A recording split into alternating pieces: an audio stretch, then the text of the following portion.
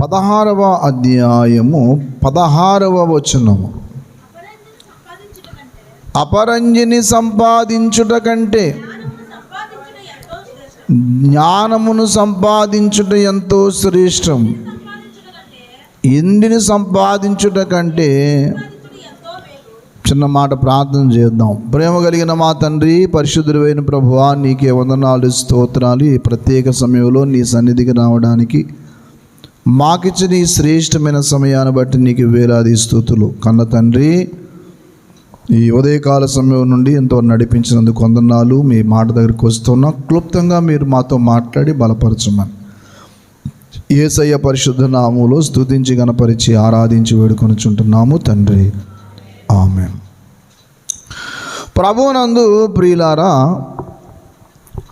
దైవ సన్నిధిలో మనం సంపాదించుకోవలసినవి కొన్ని ఉన్నాయి. ప్రస్తుతం లోకమంతా కూడా పాత రోజులకి ఇప్పటికీ చాలా తేడా వచ్చింది. అది వరకు ఎవరన్నా ఏదన్నా ఊరెళ్ళి చాలా కాలం తర్వాత వస్తే వాళ్ళని పలకరించి ఓ మాట అనేవారు, బాగున్నారా, ఎంతమంది పిల్లలు అనేవారు. ఇప్పుడు ఆ మాట మారిపోయి ఎంత సంపాదించారు.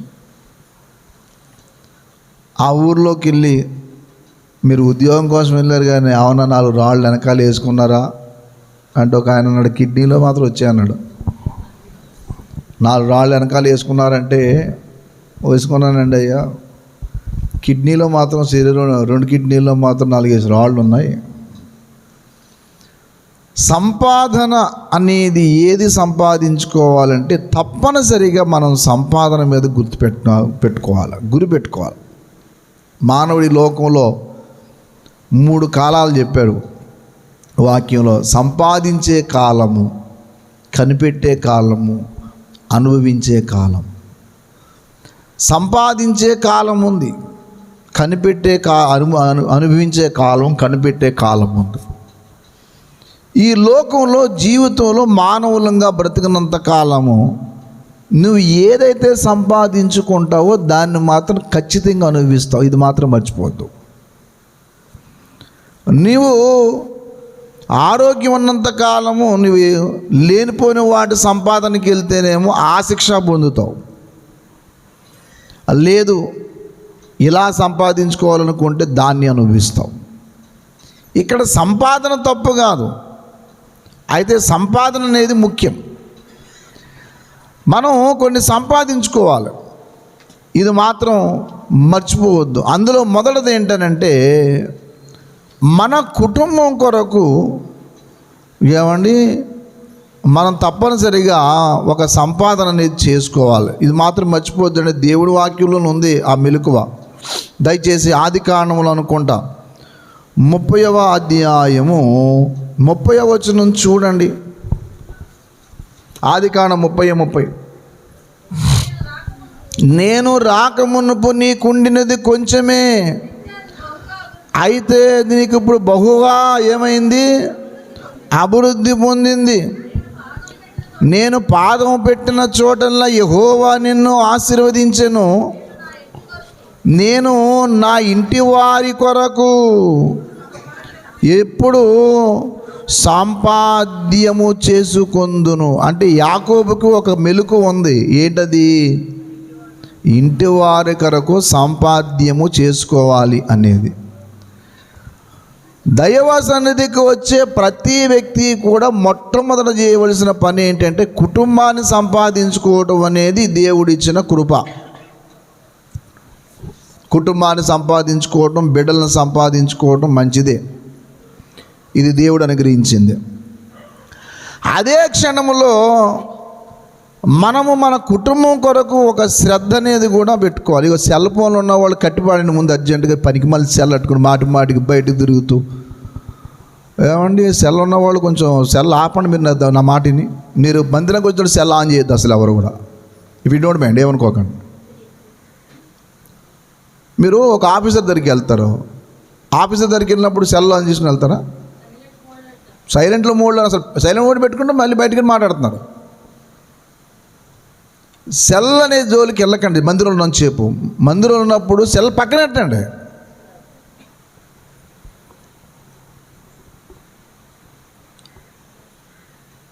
సెల్ వల్ల భక్తి జీవితంలో నాశనం అయిపోయిన బోళ్ళు ఉన్నారు. కొంతమంది సెల్ వంకెట్టి బయటికి వెళ్ళిపోతారు.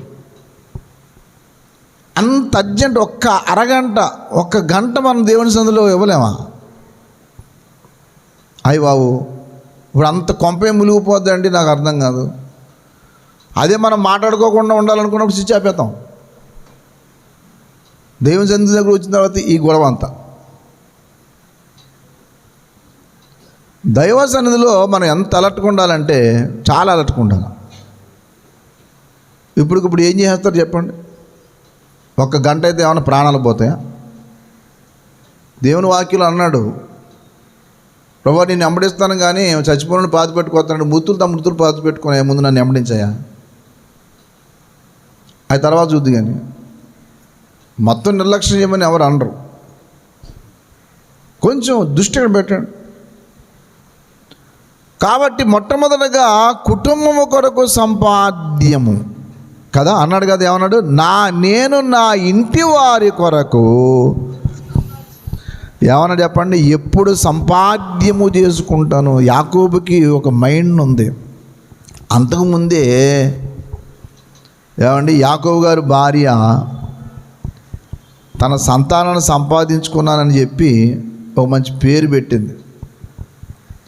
నేను సంపాదించుకుంటున్నా కదా కాబట్టి ఇగో ఈ వ్యక్తికి ఈ పేరు, ఈ వ్యక్తికి ఈ పేరు అని చెప్పి మీరు 30వ అధ్యాయం చదివితే మీకు అర్థమవుతుంది.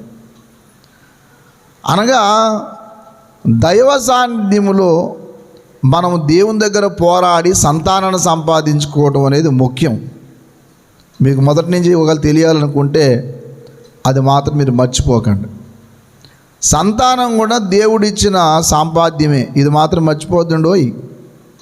ఏమండి, ఇదే మాత్రం కూడా గుర్తుపెట్టుకోండి.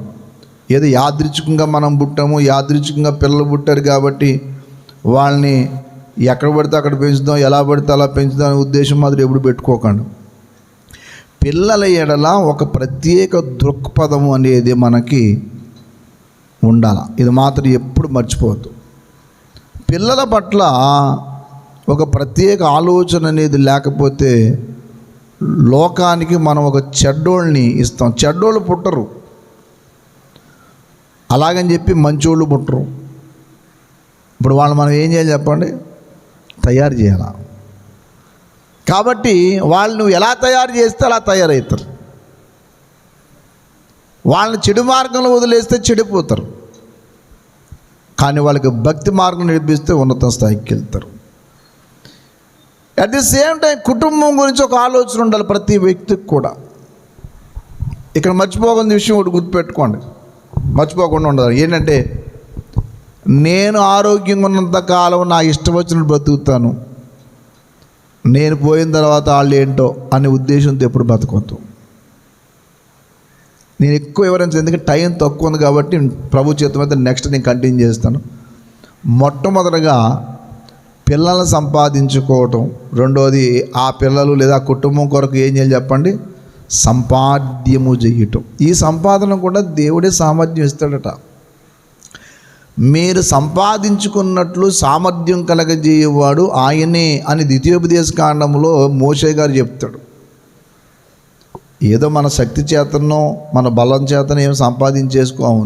దేవుడిస్తే ఏం చేస్తాం చెప్పండి? సంపాదించుకుంటాం. దేవుడు అనుగ్రహిస్తే తప్ప ఏది సంపాదించుకోలేము. అంతేనా? ఏమండి, దేవుడు ఇవ్వకుండా సంపాదించుకుంటామా? నాకు చెప్పండి. దేవుడు ఇస్తేనే ఏం చేస్తాం?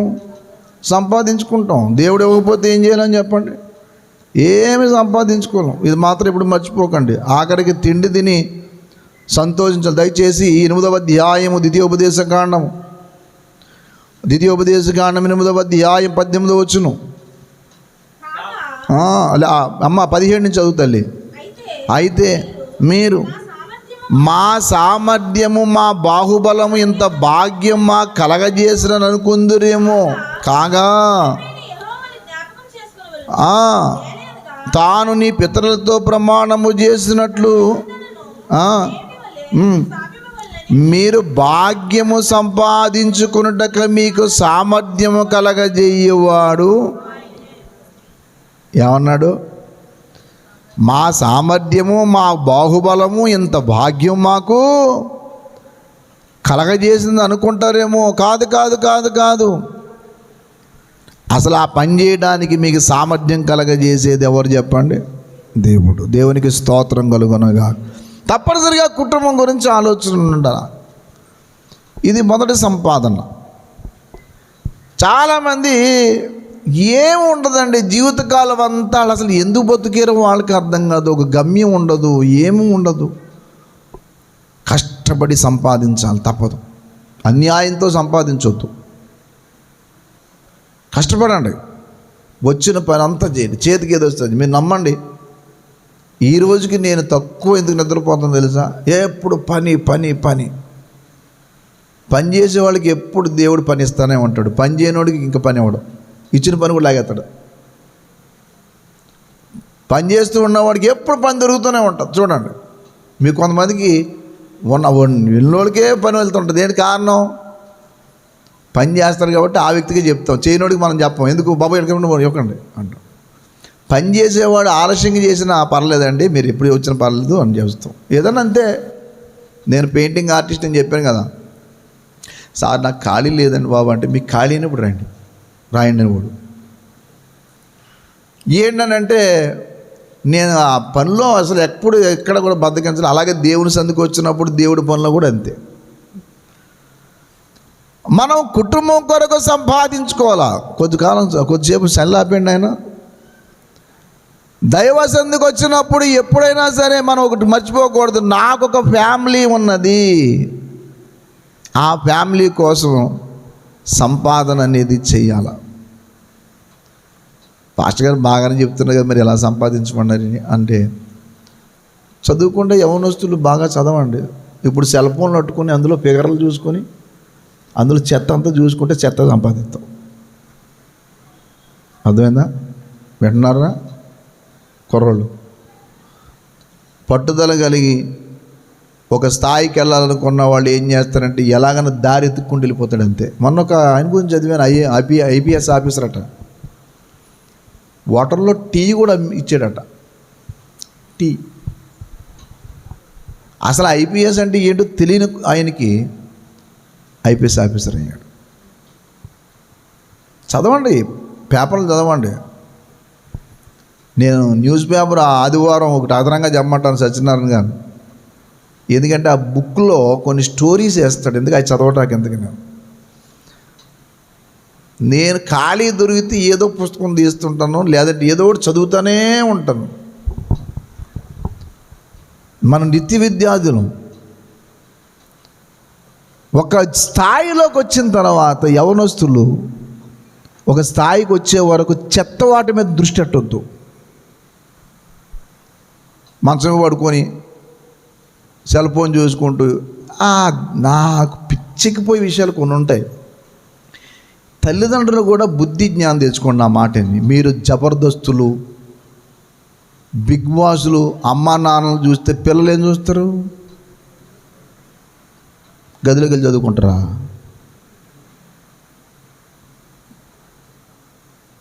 పిల్లలతో పాటు వీళ్ళు కూడా వాళ్ళు చెడిపోతారు.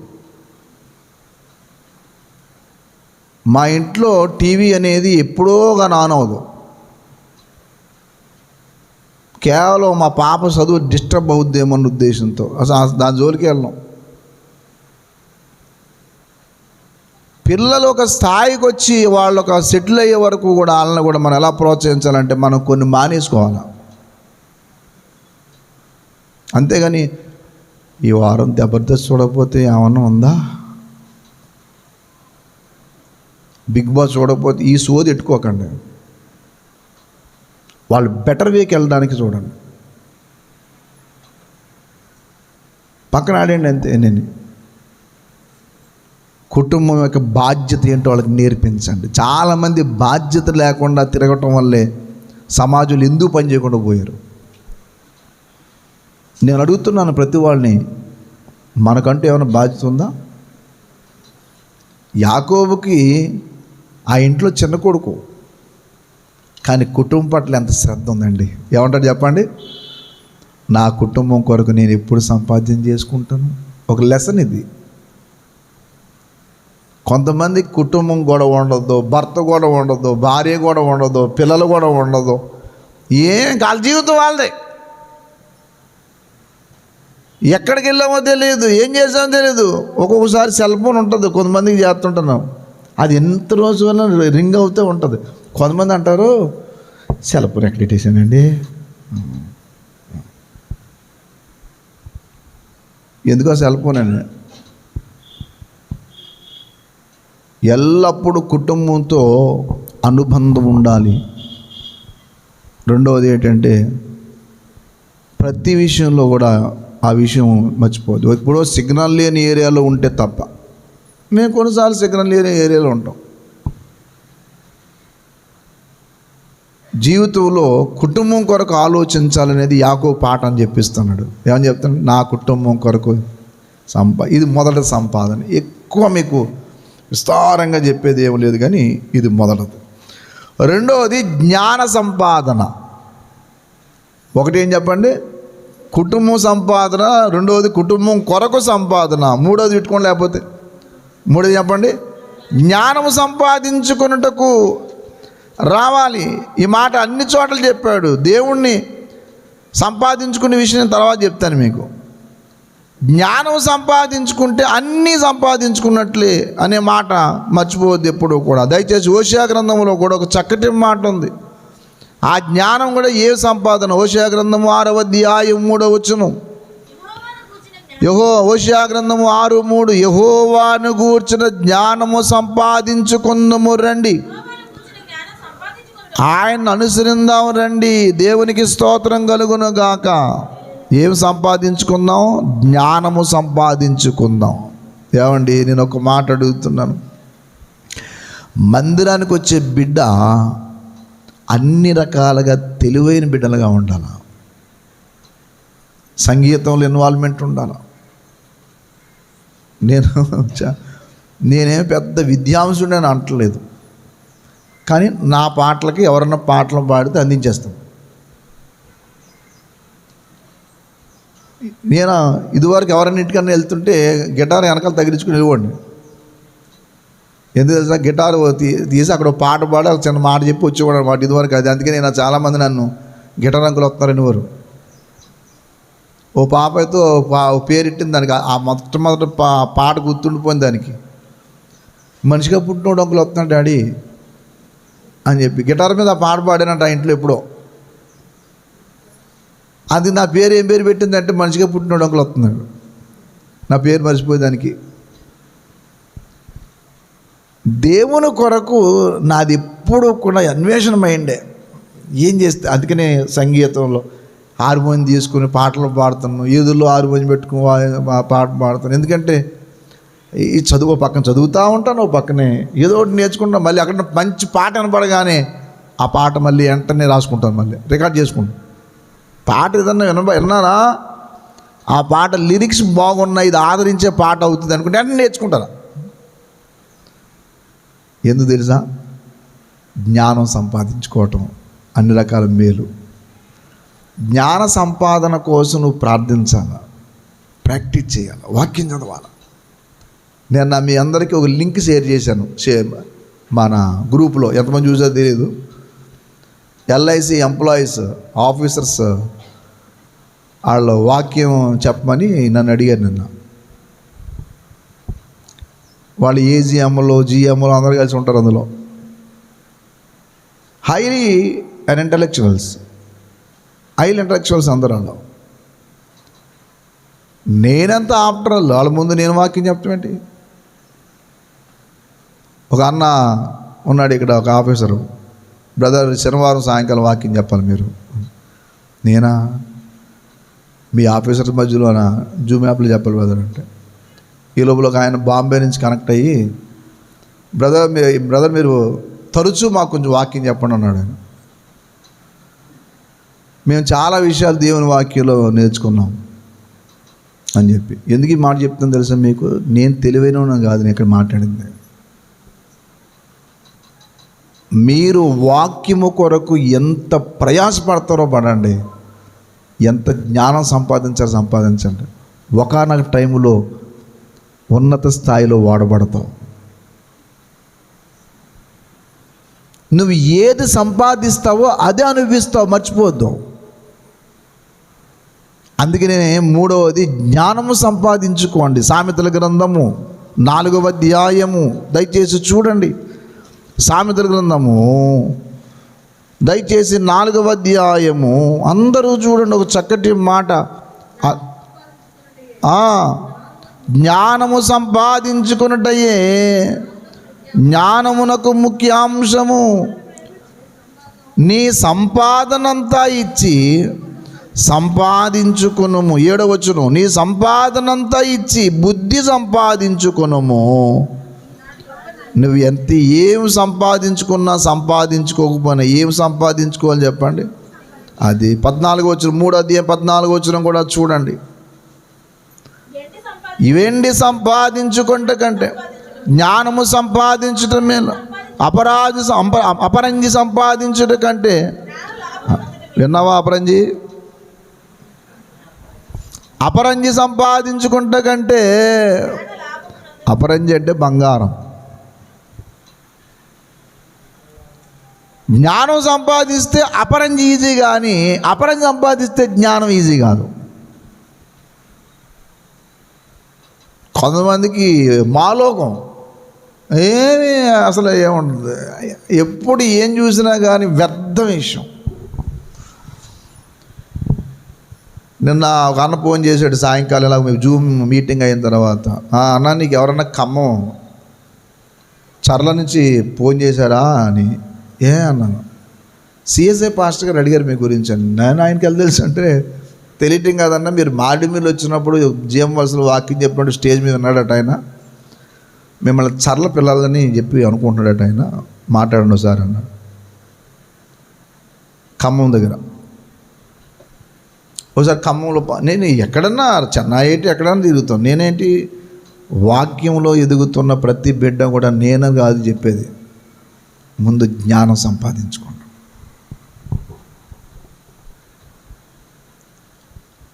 సినిమాలకు వెళ్తారు కొంతమంది పిల్లలు, ఏం చేద్దామని నాకు చెప్పండి. కొంతమందికి తల్లిదండ్రులకు కూడా బుద్ధి ఉండదు. ఆదివారం సాయంకాలం సినిమాలు ఎటు చూస్తారు, ఇటు అర్థం కాదు. ఏమనంటే అందులో యాక్షన్ బాగుంటుందండి, అది చాలా బాగా నటిస్తాడు. నువ్వే చెప్తున్నావు నటనే కదా అది, అంటే ఆ నటన నేర్పిద్దామన్నా. పిల్లలకు జ్ఞాన సాధన నేర్పించండి. కుటుంబం సంపాదించుకున్న తర్వాత ఆ కుటుంబం కొరకు కావాల్సిన సంపాద్యం సంపాదించండి. ఎంతో కొంత మనకి ఏదుందో దాన్నే జాగ్రత్త చేసుకోండి. అంతేగాని వచ్చిందంతా తినేయటమే. కొంతమంది అనవసరం ఖర్చు పెడతారు.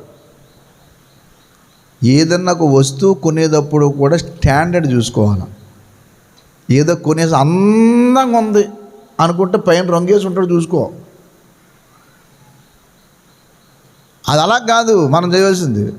ఇది ఎంతవరకు స్టాండర్డు అనేది అంత ఆలోచన చేయాలి. 100 సార్లు మార్చకూడదు దాన్ని. ఈ ఆలోచన ఉండాలి. కొన్నిసార్లు అనవసరంగా వేస్ట్ అయిపోతుంది కొన్ని. మా చిన్న పాపకు ఒక ఐడియా ఉంటుంది, అందరిలా బట్టలు కొందాం. ఎందుకు కొందో తెలుసా? అందులో తెలివైంది. ఎందుకంటే ఒకసారి నేను కొన్ని పాడేసే కంటే ఒక్కోసారి జాగ్రత్తగా ఉంటే మంచిది కదా అనేది మంచి తెలియదు. అంటే ఏదన్నా కొంటే కొంచెం స్టాండర్డ్గా ఉండాలి కదా అనేది. దాని ఫ్రెండ్ ఉండదట, కొని 2 రోజులు అయిన తర్వాత పోయిందే అంటే, మరి నేను చెప్పాను కదా అలాంటివి కొనొద్దని అని చెప్పేసి. అందుకే ఎప్పుడైనా సరే నీట్గా ఉన్నది, స్టాండర్డ్గా ఉన్నది కొంటాం. ఎందుకంటే ఈ సంపాదన ఎప్పుడూ కూడా వ్యర్థమైపోకూడదు అనేది కూడా గుర్తుపెట్టుకోవాలి. అర్థమైందా? అందుకని ఏం సంపాదించాలి చెప్పండి? మూడోది జ్ఞానము సంపాదన. ఈ సంపాదన వెండి సంపాదించుట కంటే జ్ఞానము సంపాదించుకునుట. తర్వాత ఏమండి ఇంకొక 2 విషయాలు, ఇంకా చాలా ఉన్నాయి వాక్యంలో. సర్వలోకాన్ని సంపాదించుకుని తన ప్రాణాన్ని పోగొట్టుకుంటే ఏం ప్రయోజనం అంటే అర్థం ఏంటంటే, దేవుడు లేకుండా ఏం సంపాదించుకుంటే ఏం ప్రయోజనం అంటే క్రీస్తును సంపాదించుకునుట. 4వది చెప్పండి, క్రీస్తును సంపాదించుకోండి. ఫిలిప్పీ పత్రిక 3వ అధ్యాయం త్వరగా 9వ వచనం. ఫిలిప్పీ పత్రిక 3వ అధ్యాయం 9వ వచనం. దేవునికి స్తోత్రం. క్రీస్తును సంపాదించుకొని. ఎవరిని సంపాదించుకున్నామా? నేను అడుగుతున్నాను, ఎప్పుడన్నా యేసుని సంపాదించవా? ఏమండి, కొంతమంది ఒక ఆయన, నేను అడిగా, ఒక ఆయన గురించి చెప్తారు ఇంట్లో వాళ్ళు, అమ్మ ఎంతకాలం ఆయన ఉద్యోగం ఏం సంపాదించాడంటే జబ్బు సంపాదించాడు అన్నాడు.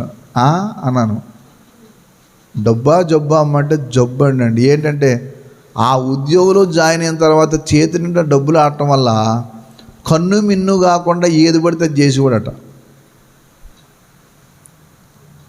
ఆఖరికి కాళ్ళు చేతులకి అనారోగ్యాలు వచ్చి మొత్తం మీద ఏమైందంటే జబ్బులు వచ్చేసాయి. కొన్నిసార్లు మనం ఆరోగ్యంగా ఉన్నంత కాలం ఏదో ఆలోచన చేయం. క్రీస్తును సంపాదించుకోండి. ఎందుకంటే ఈ లోకంలో అన్ని ధనాల కంటే గొప్ప ధనం ఏంటి చెప్పండి? క్రీస్తు. దేవునికి స్తోత్రం కలుగును గాక. యేసయ్య గొప్ప ధనం. వాక్యము చదవటం, ప్రార్థనా జీవితంలో ఎదగటం, ఈ లోకంలో యేసయ్యను సంపాదించుకున్నవాడు అంత ధనవంతుడు ఇంకొకడు లేడండి. చాలామంది అనుకుంటున్నారు యేసయ్యను సంపాదించుకుంటే ఏమొస్తుందని చెప్పి. యేసయ్యను సంపాదించుకున్న వాళ్ళు ఈ లోకంలో అందరికంటే ఆస్తిపరులు. అన్నీ సంపాదించుకొని యేసయ్యను వదిలేసుకోవడం, దానికి అంత దారిద్ర్యం ఇంకోటి ఉండదు.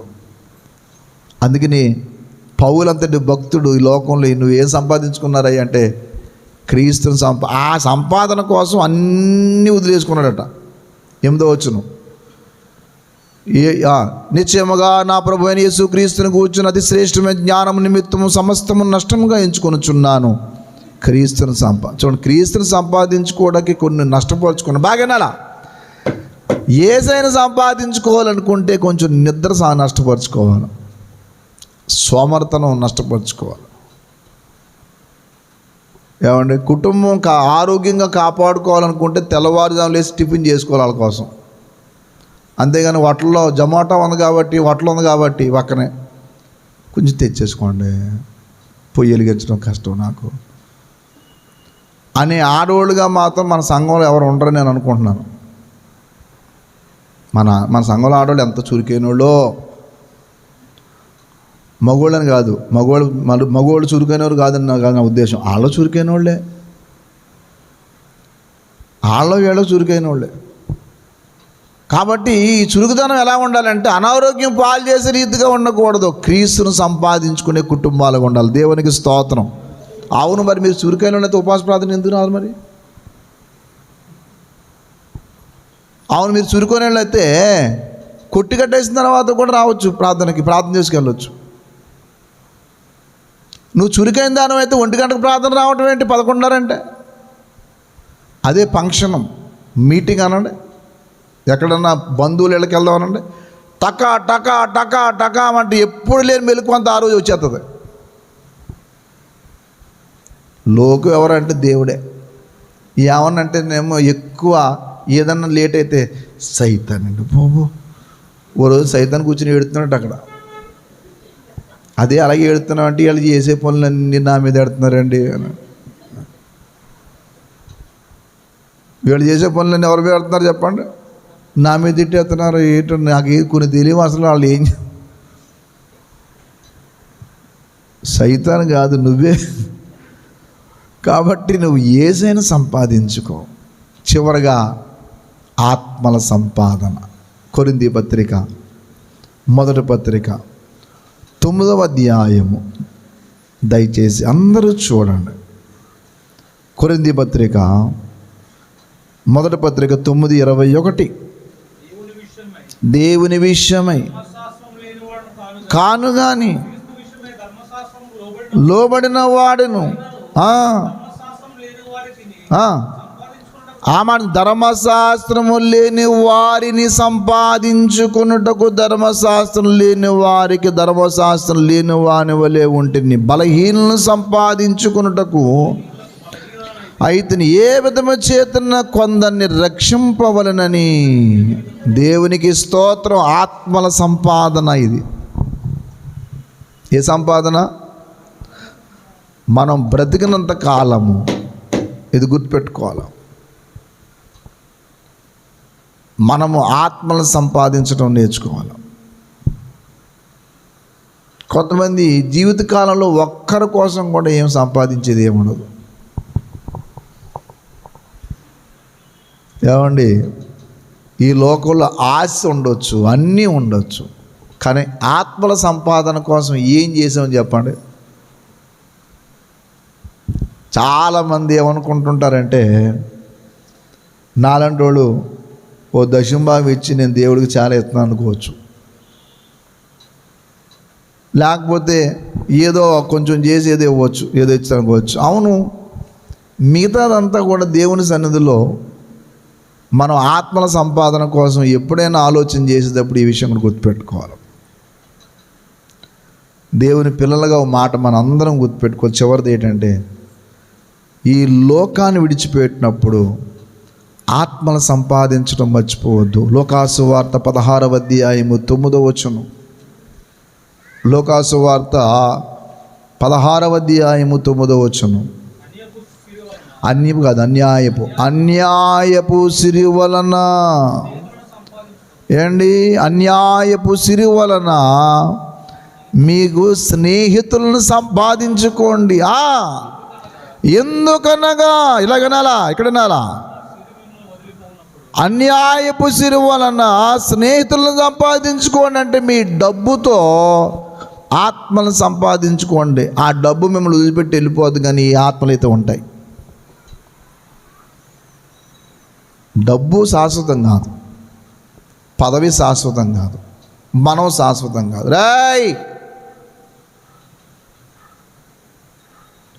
ఈ లోకంలో దేవుని విషయంలో బయట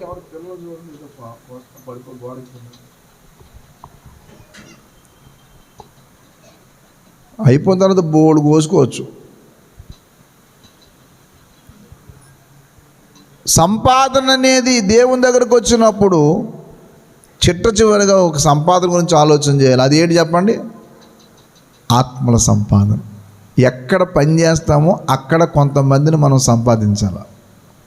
వాళ్ళతో పాటు మనం మింగిళ్ళు అయిపోం, వాళ్ళతో పాటు మనం కలం. ఏ విధమైన చేతన కొందరిని సంపాదించుకోవడం అనేది మర్చిపోకండి.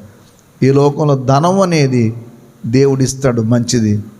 దానికోసం ఆత్మల దాంతో ఆత్మను సంపాదించడం నేర్చుకోండి.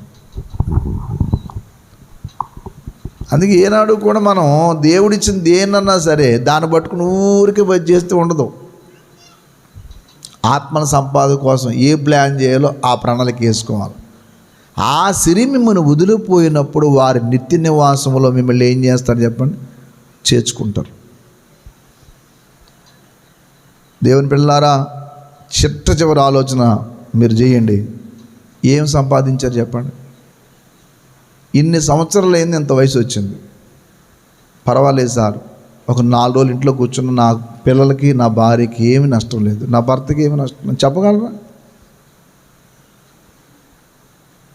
ఏదన్నా కొంచెం జ్ఞానం ఉందా? జ్ఞానం సంపాదన చేసావా? జ్ఞానం ఉంటే ఎందుకు కొన్ని నష్టం చేసుకుంటే పనులు చేస్తావు? జ్ఞానవంతురాలు తన ఇల్లు కట్టును, జ్ఞానవంతులు తన కుటుంబంతో జ్ఞానంతో కాపురం చేస్తారు. కాపురం చేసేవాళ్ళు జరిగా జ్ఞానంగా ఉండాలంటారు. జ్ఞానం గల వాళ్ళు ఇతరులను రక్షిస్తారు. ఓ ప్రాంతానికి వెళ్ళావంటే నిన్ను చూడగానే అక్కడ ఉన్న వాళ్ళు కొంతమంది మారాలా. ఈయన ఇక్కడికి వచ్చే తర్వాత సార్ మా జీవితాలు బాగుపడ్డాయి, నేను షటిల్ ఆడతాకి వెళ్తా. అందులో కొంతమంది నాతో వెటకారం ఆడతారు. పాస్టర్ గారు ఇలా మందు పార్టీ ఉంది, మీరు తప్పనిసరి రావాలి. మీరు తాగొద్దులేండి, కూర్చుంటే సరిపోతుంది. నేను తాగితే ఎంత పాపమో కూర్చుంటే కూడా అంతే పాపం. అదేంటండి బైబిల్లో అలా ఉందంటే ఉంది. దుష్ట సాంగత్యం మంచి నడవడని చెరుపును. ఇదేంటండి బాబు, ఇదేం భక్తి అంటే? మాకు తెలిసిన క్రైస్తవులు 3 మంది మాకు తెలుసుండి మాతో తాగుతారంటే వాళ్ళు తాగుతారు. నేను ప్రభువుని గాయపరచను.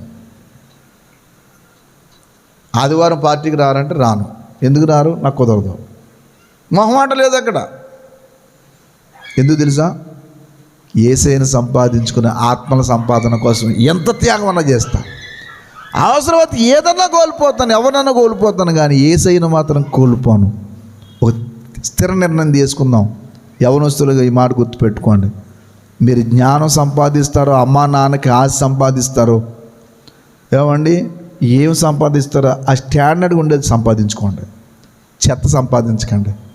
ప్రభువు మనందరినీ ఒక స్థిరమైన సంపాదనలు నిలబెట్టి నడిపించును గాక. ప్రార్థన చేసుకుందాం. మోకరించండి. యవ్వన బిడ్డలుగా మీరు ఏం సంపాదిస్తున్నారు? జ్ఞానమా, పాపమా?